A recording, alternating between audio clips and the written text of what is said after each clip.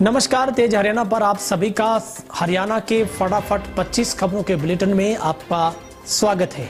तो चलिए दोस्तों, बिना कोई देरी शुरुआत करते हैं हरियाणा की सुबह सुबह की ताजा फटाफट अंदाज की 25 खबरों की। एक गुजारिश, यदि आपने अभी तक भी हमारे चैनल को सब्सक्राइब नहीं किया तो सबसे पहले सब्सक्राइब कर लें, बेल आइकन दबा दें ताकि रोजाना मिलने वाली हर खबर आप तक सबसे पहले पहुंच सके। तो चलिए बढ़ते हैं हरियाणा की पहली खबर की ओर।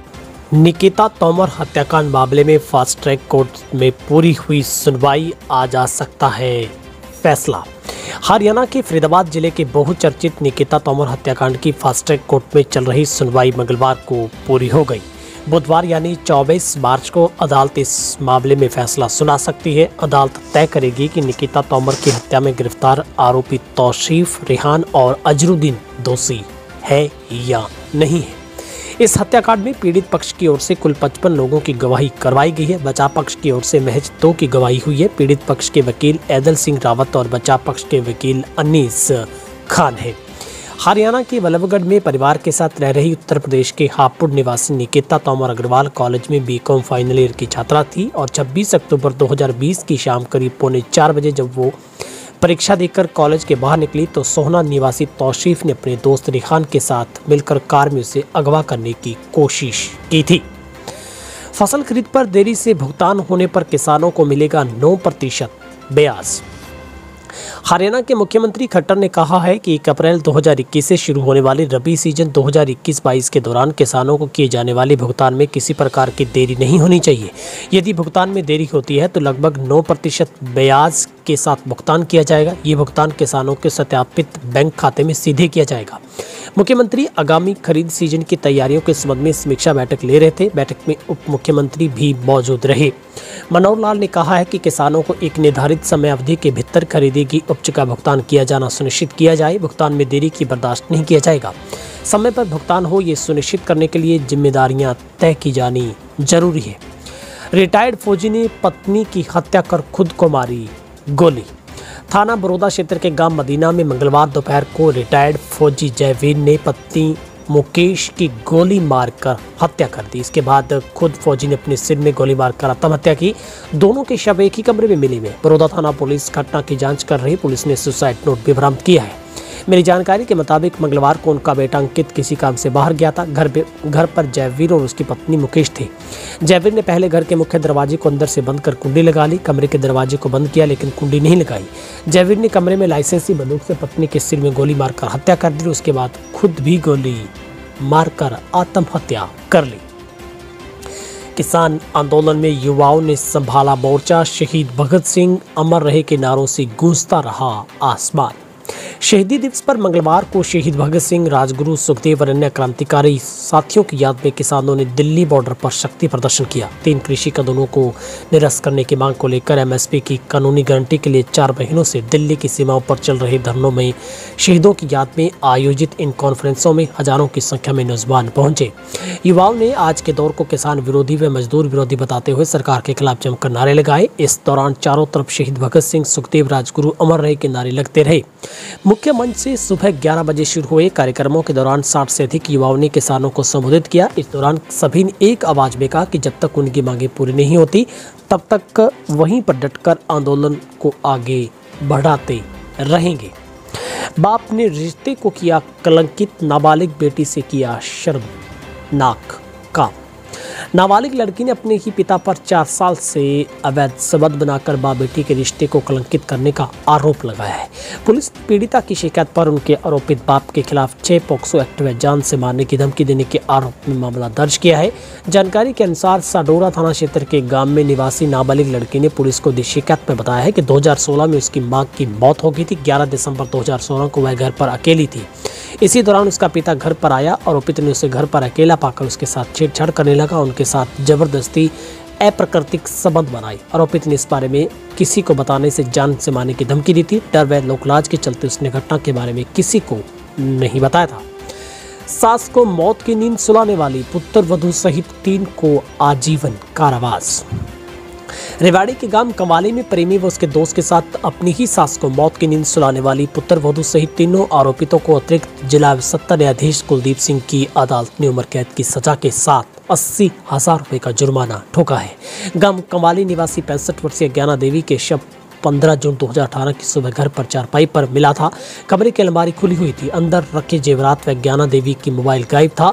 ज्ञाना देवी के शरीर पर चोट के 15 निशान मिले थे। गला घोंटकर हत्या की गई थी। सूचना मिलने पर खोल थाना पुलिस ने ज्ञाना देवी के बेटे की शिकायत पर हत्या का मामला दर्ज किया था। जांच के बाद पुलिस ने हत्या के आरोप में ज्ञाना देवी की पुत्र वधू सहित 3 लोगों को गिरफ्तार किया था।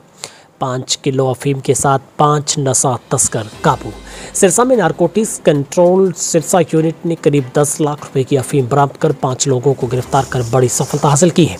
इस संबंध में जानकारी देते हुए Haryana state narcotics control bureau unit जिला सिरसा के प्रभारी सब इंस्पेक्टर राकेश ने बताया है कि पकड़े गए लोगों की पहचान है वो गांव रक्सी, थाना जोरी, जिला चतरा, झारखंड के तौर पर हुई है।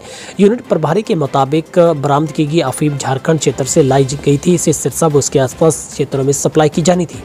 उन्होंने बताया कि महत्वपूर्ण सूचना के आधार पर कुछ युवक झारखंड क्षेत्र से अफीम की बड़ी खेप लेकर आ रहे थे। उसे सिरसा क्षेत्र में सप्लाई करने की फिराक में थे।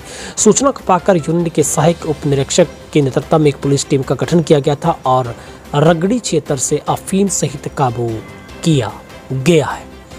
पानीपत के घर में कई दिनों से निकल रहे थे कीड़े, खुदाई करवाई तो निकले 3 नर कंकाल। पानीपत के बम्बेल रोड पर शिवनगर में एक घर में 3 कंकाल मिलने से सनसनी फैल गई है। ये तीनों कंकाल एक महिला 2 बच्चों के हो सकते हैं। घर पर एक जगह से लगातार कीड़े निकल रहे थे। ये पता लगाने के लिए यहाँ कीड़े क्यों निकलते हैं, वहाँ पर खुदाई करवाई गई। करीब 3 फीट पर ही कंकाल मिल गया। मजदूरों ने शोर मचाया। थोड़ी और खुदाई शुरू हुई तो वहाँ पर 2 और कंकाल मिले हैं। आदेश कुमार ने 2.5 साल पहले ये घर खरीदा था। उनका घर सड़क पर काफी नीचे हो गया। घर को ऊंचा उठवाने के लिए नव निर्माण शुरू करवाया गया। वैसे तो घर ऊंचा उठाने के लिए मलबा डाला जाता है, लेकिन घर के एक कोने से कीड़े निकलते रहते थे। तब किसी ने ज्यादा ध्यान नहीं दिया था। जब मकान का निर्माण करवाया जाने लगा तो ये पता लगाने के लिए यहाँ पर कीड़े क्यों निकलते हैं, वहां पर खुदाई करवाई गई थी। हरियाणा रोडवेज कर्मी 26 को करेंगे 2 घंटे विरोध प्रदर्शन। हरियाणा के रोडवेज कर्मचारी निजीकरण, बेरोजगारी, महंगाई और तीनों कृषि कानूनों को विरोध को आधार बनाते हुए 26 मार्च को 2 घंटों का विरोध प्रदर्शन करेंगे। All India road transport workers federation के आह्वान पर ये विरोध प्रदर्शन किया जा रहा है, जिसमें हरियाणा के रोडवेज कर्मी भी भागीदारी कर रहे हैं। ये प्रदर्शन दोपहर 12 बजे 2 बजे तक किए जाएंगे। बता दें कि इसी दिन संयुक्त किसान मोर्चा ने भी भारत बंद का आह्वान किया है। रोडवेज कर्मचारी ने इस बात को लेकर भी आक्रोश है कि प्राइवेट बसों से एकमुश्त फीस लेकर पूरे देश के सभी रूटों पर उन्हें परमिट जारी किए गए हैं। सर्व कर्मचारी संघ हरियाणा ने इस प्रदर्शन का समर्थन किया। 26 मार्च को हरियाणा के रोडवेज कर्मचारी सभी डिपो पर 2 घंटे विरोध प्रदर्शन करेंगे। किसान नेता का आरोप, केंद्र सरकार से मिल गए पंजाब के सीएम। किसान मजदूर संघर्ष कमेटी के महासचिव सरवण सिंह पंधेर ने पंजाब के मुख्यमंत्री कैप्टन पर गंभीर आरोप लगाए हैं। सरवण सिंह पंधेर ने मंगलवार को कहा है कि कैप्टन अमरिंदर सिंह केंद्र की मोदी सरकार से मिल गए हैं। उन्होंने कहा कि कैप्टन सोच रहे हैं कि उनके घर पर ईडी के छापे नहीं पड़ने चाहिए। बिहार में छापे पड़ते रहे, हरियाणा में पड़ते रहे, लेकिन उसके घर नहीं पड़े। उनको लगता है कि अगर उन्होंने केंद्र सरकार से पंगा लिया तो उनके घर भी ईडी छापेमारी कर सकती है, इसलिए मोदी सरकार के खिलाफ कुछ भी नहीं बोल रही। हरियाणा के गृह मंत्री अनिल विज का उद्धव ठाकरे व अनिल देशमुख पर हमला।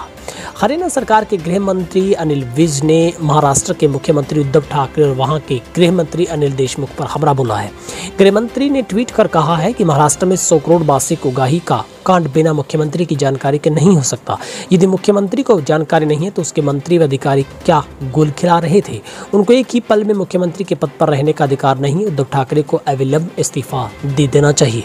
मुंबई के पूर्व पुलिस आयुक्त परमवीर सिंह ने महाराष्ट्र के गृह मंत्री अनिल देशमुख पर गंभीर आरोप लगाए थे। परमवीर सिंह हरियाणा से ताल्लुकात रखते हैं। उनका फरीदाबाद व कैथल जिले से कनेक्शन है। परमवीर सिंह ने महाराष्ट्र के मुख्यमंत्री उद्धव ठाकरे को पत्र लिखकर कहा था कि वहां के गृह मंत्री अनिल देशमुख ने राज्य के एक पुलिस अधिकारी सचिन वाजे से नियमित वसूली करने को कहा। अनिल देशमुख ने सचिव वाजे से कई बार मुलाकात की। हर महीने 100 करोड़ रुपए की वसूली करने को कहा था और इसके तरीके भी बताए। हरियाणा में 88 शहरों में मिली 40 लाख प्रॉपर्टी। जींद, रोहतक, हिसार सहित 23 निकायों का डाटा ऑनलाइन। हरियाणा के सभी 88 शहरों में प्रॉपर्टी सर्वे का काम पूरा हो गया है। ऐसा करने वाला हरियाणा पहला प्रदेश है। स्थानीय निकाय में कुल 40 लाख प्रॉपर्टी के ऑनलाइन होने से ई गवर्नेंस में तेजी आएगी। संपत्ति मालिकों को प्रॉपर्टी से संबंधित अनापत्ति प्रमाण पत्र, संपत्ति पर टैक्स की गणना, टैक्स गणना में खामियों को ठीक करवाने, संपत्ति के मालिकाना हक में संशोधन सहित अन्य कागजात दुरुस्त करवाने के लिए निकायों के चक्कर नहीं काटने पड़ेंगे। इससे धन और समय दोनों की बचत होगी। शहरी स्थानीय निकाय मंत्री अनिल विज ने विगत 17 फरवरी को 40 शहरों के 9.25 लाख प्रॉपर्टी को ऑनलाइन करते हुए सभी 88 स्थानीय निकायों में सर्वे का काम 31 मार्च तक पूरा करने का निर्देश दिया था। रामपाल के पुत्र समेत 3 को हाई कोर्ट से राहत, हत्या के मामले में उम्र कैद की सजा सुनाई तक निलंबित। सतलोक आश्रम के संचालक रामपाल के बेटे वरिंदर उर्फ विजेंद्र सिंह सहित 2 व्यक्तियों पवन कुमार और जोगिंदर को आजीवन कारावास की सजा से जुड़े एक मामले में पंजाब हरियाणा हाईकोर्ट ने राहत प्रदान की है। हाईकोर्ट में विचाराधीन रहने तक उनकी आजीवन कारावास की सजा निलंबित की जाने के आदेश दिए गए हैं। जस्टिस जितेंद्र चौहान, जस्टिस विवेक पुरी की खंडपीठ ने इन तीनों की सजा निलंबन की मांग को लेकर दायर याचिका पर सुनवाई करते हुए आदेश दिए हैं। रामपाल के बेटे ने हाईकोर्ट में सजा निलंबन की मांग को लेकर दायर याचिका में बताया कि उसके खिलाफ बरवाला के आश्रम में एक महिला की हत्या के मामले में 19 नवंबर 2014 को थाने में मामला दर्ज किया गया था। सड़क हादसे में 2 की मौत, 3 घायल। गुरुग्राम सोमवार शाम अलग अलग इलाकों में हुए हादसों में जहां एक की मौत हो गई वहीं 2 लोग घायल हो गए। मंगलवार सुबह भी एक हादसा हुआ जिसमें पुत्र की मौत हो गई जबकि पिता घायल है। अधिकतर हादसे ट्रक, डंपर व कैंटर की वजह से हो रहे हैं। ऊपर लगाम कसने के लिए ट्रैफिक पुलिस चालान काटने की कार्रवाई कर रही है लेकिन असर नहीं दिख रहा है। इससे 70 से अधिक लोगों की मौत हो चुकी है। वहीं 150 से अधिक घायल अब तक इन हादसों में हुए हैं। गांव वजीरपुर निवासी सुनील कुमार नगर निगम में कार्यरत अपनी चाची सरस्वती को बाइक पर बिठाकर सोमवार शाम गुरुग्राम से अपने गांव जा रहे थे। गांव बामडोली के नजदीक एक तेज रफ्तार ट्रक ने बाइक से पीछे से टक्कर मार दी बाइक को। इससे दोनों बाइक से गिर गए। हादसे में सरस्वती ट्रक के नीचे आ गई थी। आसपास के लोगों ने दोनों को नजदीक हॉस्पिटल में पहुंचाया जहाँ पर सरस्वती को मृत घोषित कर दिया गया। सिरसा के गंजा रुपाना में सतबीर की हत्या मामले में पत्नी गिरफ्तार, अवैध संबंधों में की गई थी हत्या। सिरसा के नर्सरी चोपड़ा इलाके के रुपाना गंजा में किसान सतवर की हत्या का राज अब खुल गया है। पुलिस ने मृतक किसान की पत्नी सुमर को गिरफ्तार कर वहीं कल पुलिस ने चचेरे भाई जयकरण को गिरफ्तार किया था। इस मामले में पुलिस ने खुलासा किया है कि अवैध संबंधों के चलते पानी लगाने गए किसान सतवीर की हत्या हुई थी। हत्या की वारदात को अंजाम चचेरे भाई जयकरण ने ही दिया था। पुलिस ने मंगलवार को सुमन व जयकरण को अदालत में पेश किया जहां पर सुमन को न्यायिक हिरासत में जेल भेज दिया गया है। HSSC के नए चेयरमैन बने भोपाल सिंह। हरियाणा में कर्मचारी चयन आयोग ने बड़ा बदलाव किया है। आज नए चेयरमैन और सदस्यों की नियुक्ति हरियाणा सरकार की तरफ से की गई है। भारत भूषण भारती की जगह भोपाल सिंह को नया चेयरमैन नियुक्त किया गया। वहीं 5 सदस्य भी नियुक्त किए गए हैं।